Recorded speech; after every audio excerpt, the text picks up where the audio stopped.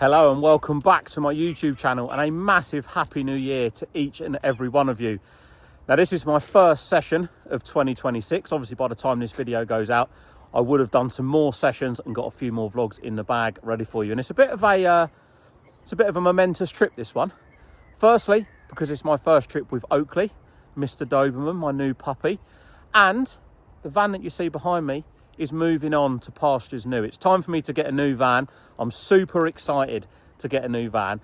And during this video, I'm going to share not an inspirational story, so to speak, but I want to talk to you a little bit about goals and achieving goals and why you should work hard to always achieve your goals. And like I say, I'm not that type of person that sits online and preaches to people, but I feel that now I'm in a bit of a position where I can share a real personal story with all of you and, you know, hopefully inspire a lot of you guys, because all of you people inspire me to keep going because of the support and the love that you show, not only on this channel, but across my social media as well. So here we are. As you can see by the gravel behind, yes, I am back up at Linear Fisheries, but I'm on Tar Farm Lake 8. Now, it's been closed for a considerable amount of time because it's been frozen or flooded. I don't know how the fishing's going to go, but what I do know is it's nice and quiet, which means it's perfect for me and Oakley. There's a 50-pounder swimming around in here, and just before Christmas, I caught a 40-pounder. So that is enough inspiration to spend a few nights here. Whether I catch or not, the vlog's rolling. Let's get into it. Let's get round into the peg. I've got to be honest, trying to get set up with a puppy is not as easy as what I thought it was going to be. This is little man, Oakley. Oakley. Still learning his name, but we're getting there. Like I say, he's 10 weeks old. But there he is. Barra's loaded. Now, I want to show you this bit of kit. I'm going to show you it more when it's set up. I got this from a company called High Canine. High Canine, also, if you're watching me, I did message you on Instagram and you didn't reply to me, which upset me slightly. But it's got leg extensions.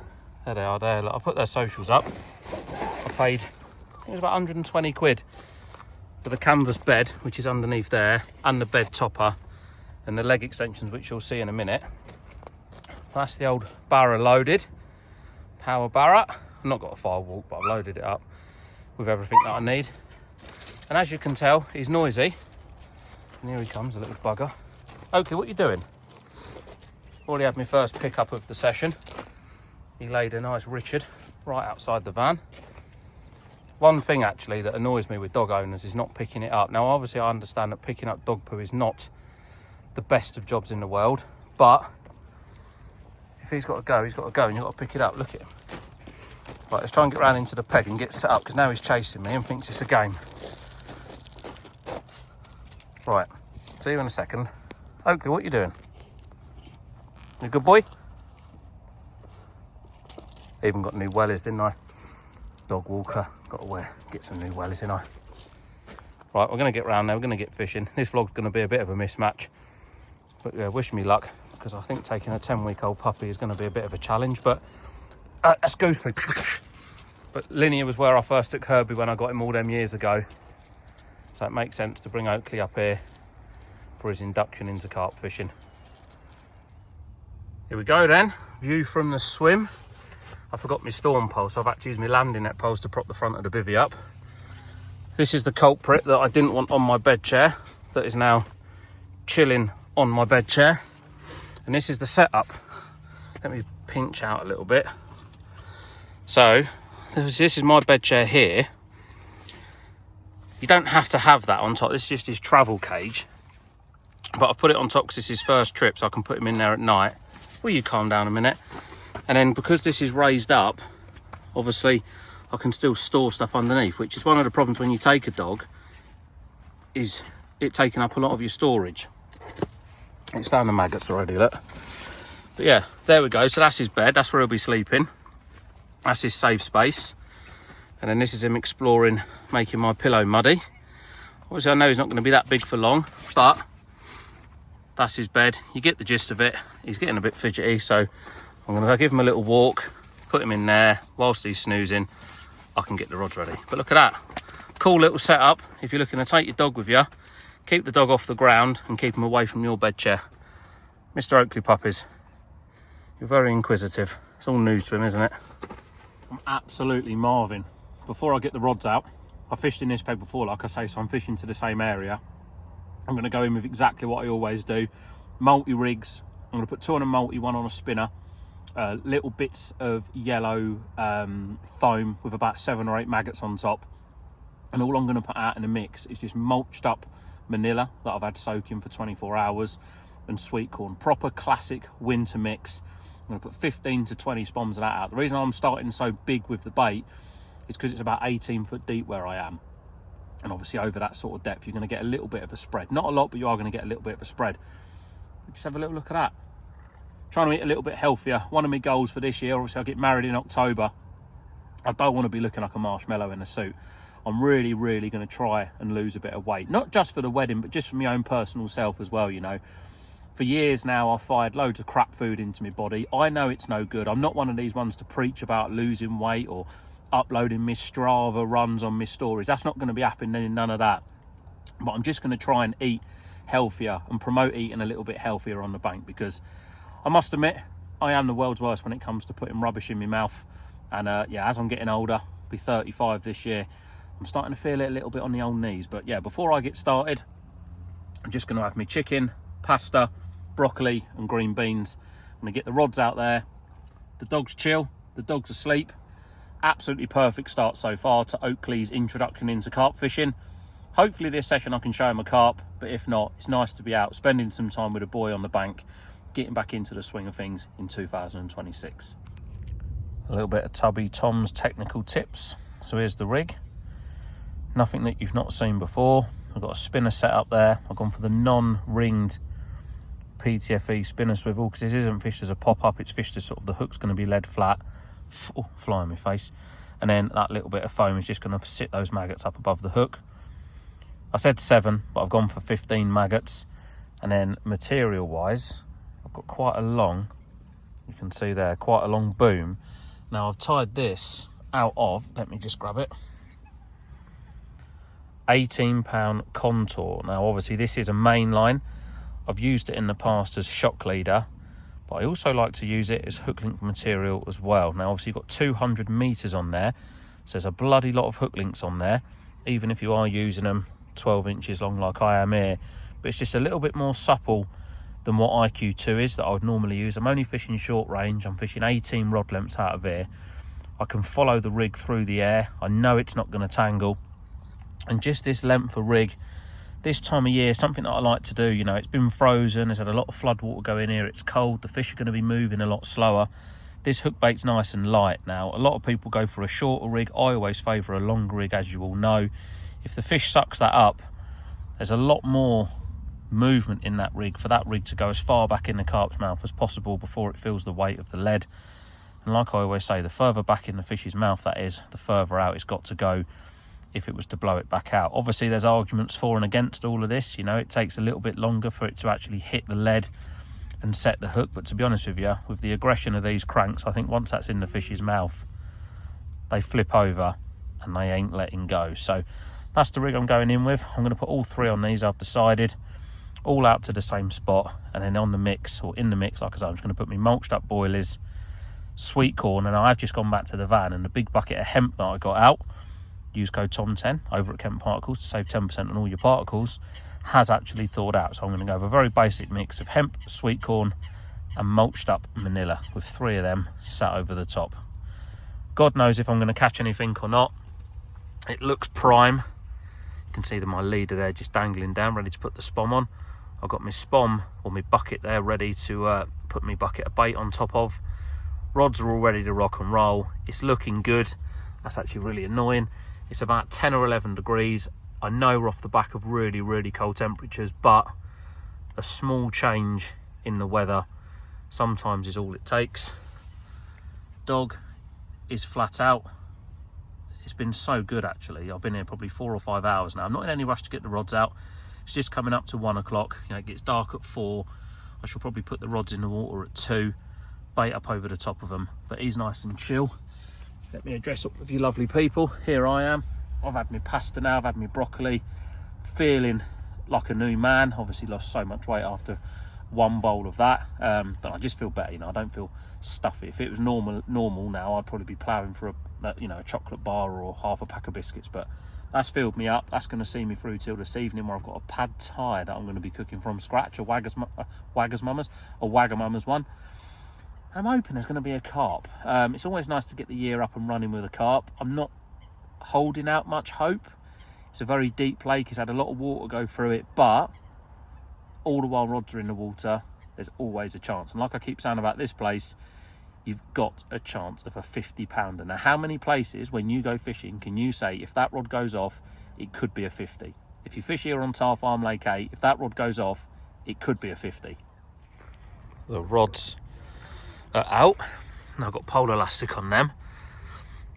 Now, you're already on my YouTube watching this video, but if you check out the a short that I've uploaded, it shows you how I tie that on and a little bit of an explanation as to why I use 2 pieces. But you can see there that all those elastics are very close together, which means that all of my hook baits are in a straight line.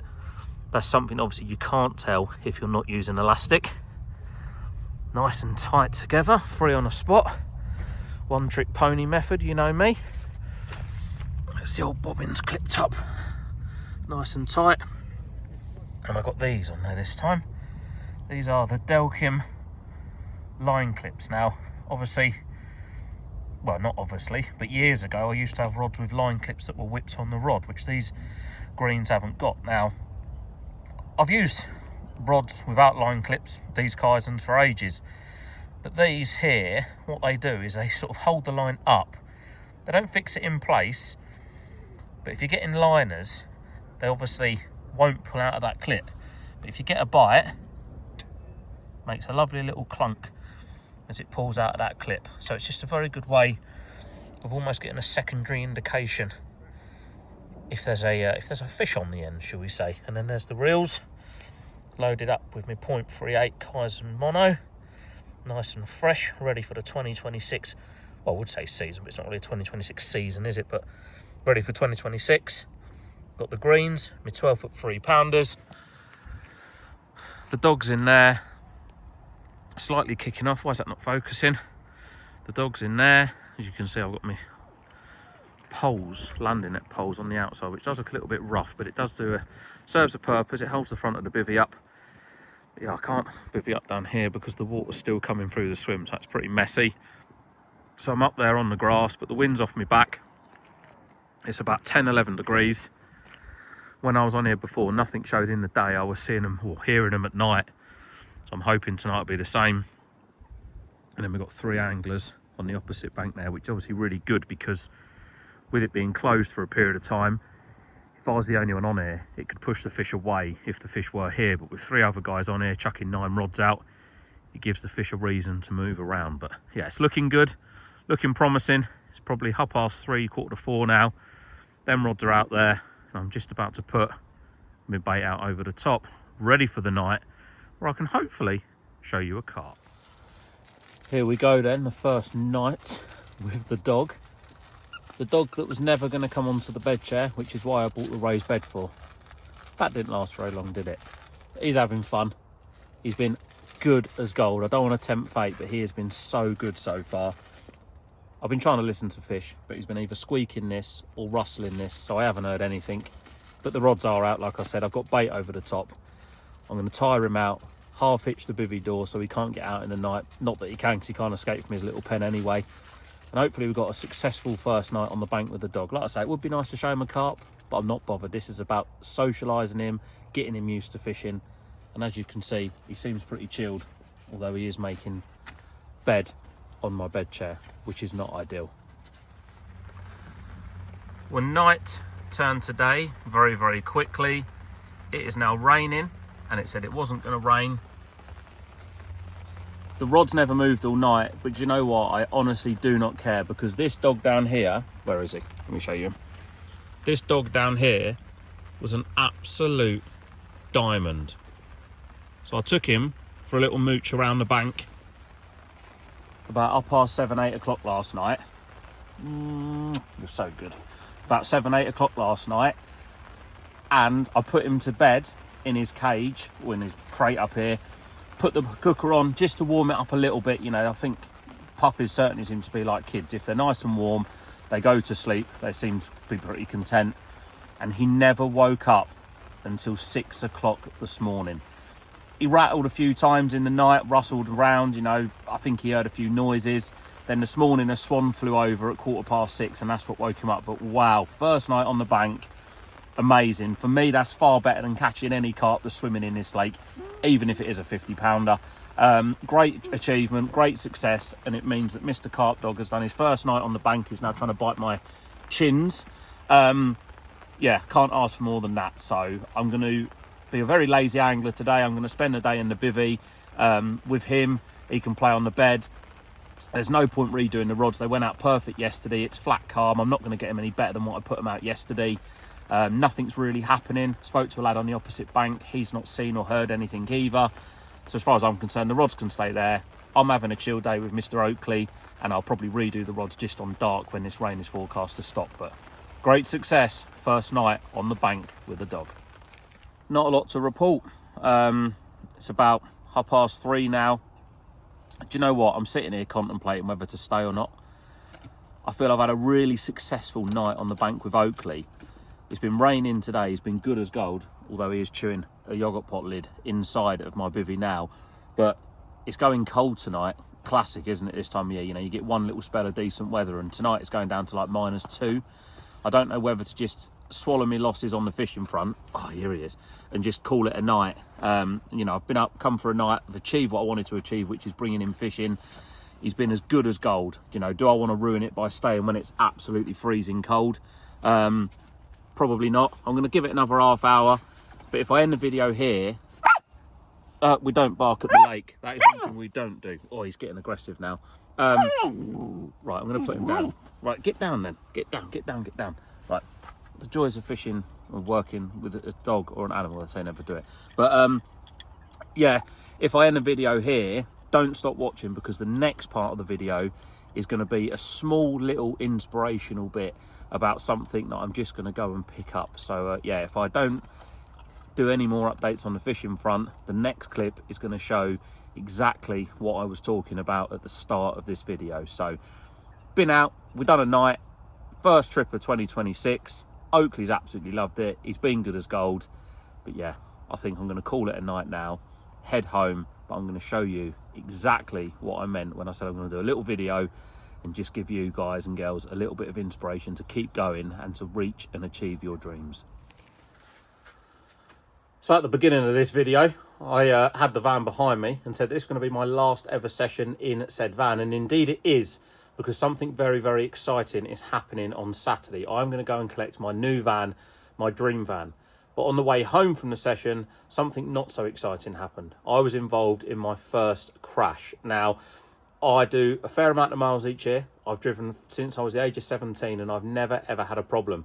On the way home, the guy behind me, his foot slipped off of his brake. Electric car went straight into the back of the van, which I'll show you a little bit more in a minute.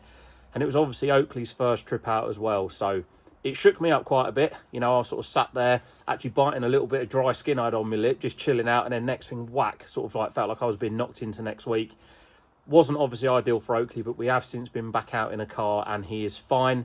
But this video, like I say, I want to get across to you that you can achieve anything you want to achieve. You know, I speak to a lot of people out on the bank, people that want to vlog, that are too afraid to vlog because they speak to people and they don't think they're going to get the views or they're going to get negativity.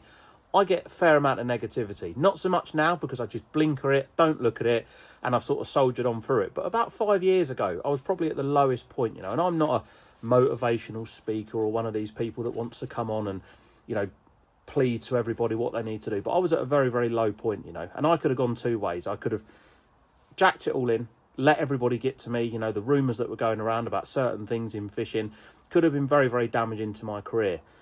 They were damaging at the time. Well, at least I thought they were. But I've bounced back now, surrounded myself with super positive, good people that I want to spend my time with and invest my time with, which is why I do these vlogs, because all of you lovely people that watch them are so supportive.